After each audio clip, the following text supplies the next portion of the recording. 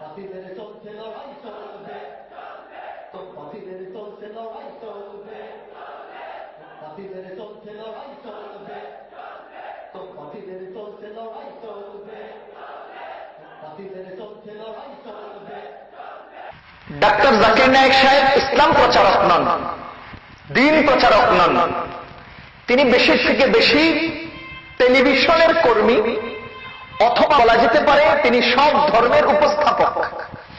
ইসলামকেও তিনি উপস্থাপন করেন, হিন্দু ধর্মকেও তিনি উপস্থাপন করেন, খ্রিস্টান ধর্মকেও তিনি উপস্থাপন করেন, ইহুদি ধর্মকেও উপস্থাপন করেন। সব ধর্মকে উপস্থাপন করে তিনি মানুষদেরকে বিভিন্ন ধর্মে আমন্ত্রণ করছেন। তিনি একমাত্র ইসলামের প্রতি মানুষদেরকে আমন্ত্রণ করছেন না, একমাত্র ইসলামের দাওয়াত তিনি দিয়ে যাচ্ছেন না, যেটা প্রমাণ করে তার ওই বক্তব্য থেকে তিনি বলছেন, আমি হিন্দুদেরকে যেমন বেদ পড়তে বলেছি, মুসলমানদেরকেও কোরআন পড়তে বলেছি। আমি যখন হিন্দুদের বেদ পড়তে বলছি তখন মুসলমানদেরও কোরআন পড়তে বলছি।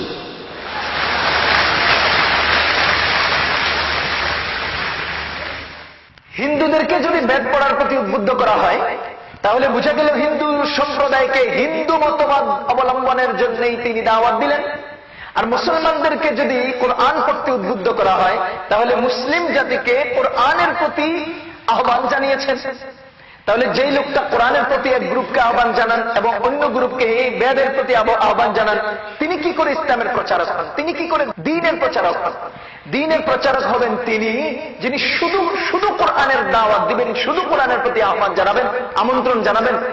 দ্বীন ইসলাম ছাড়া অন্য কোন মতাদর্শের প্রতি মানুষকে আহ্বান করতে পারবেন না। হিন্দুদেরকে যদি বেদের প্রতি আমন্ত্রণ জানানো হয়, আহ্বান জানানো হয়, তাহলে কি ইসলামের প্রচারণা হলো না হিন্দু ধর্মকে প্রচার করা হলো? তো বুঝা গেল ডাক্তার জাকির নায়েক সাহেব শুধুমাত্র ইসলাম প্রচারক নন, তিনি হিন্দু ধর্ম প্রচারকও, তিনি ইহুদি ধর্ম প্রচারকও, তিনি খ্রিস্ট ধর্ম প্রচারকও। আমি বলবো তিনি একটা টেলিভিশন কর্মী, তার এক টেলিভিশন চ্যানেলের মাধ্যমে বিশ্বব্যাপী তিনি আলোচিত, এবং টেলিভিশন এই চ্যানেলের বহু টাকা বহু পয়সা তিনি ইনকাম করে যাচ্ছেন। এমনকি যাকাতের টাকাও তিনি পিস টেলিভিশনে গ্রহণ করে নিচ্ছেন। বাতিলের চলছে লড়াই চলবে, বাতিলের চলছে লড়াই চলবে, বাতিলের চলছে লড়াই চলবে, বাতিলের চলছে লড়াই চলবে, বাতিলের চলছে লড়াই চলবে, বাতিলের চলছে লড়াই চলবে, বাতিলের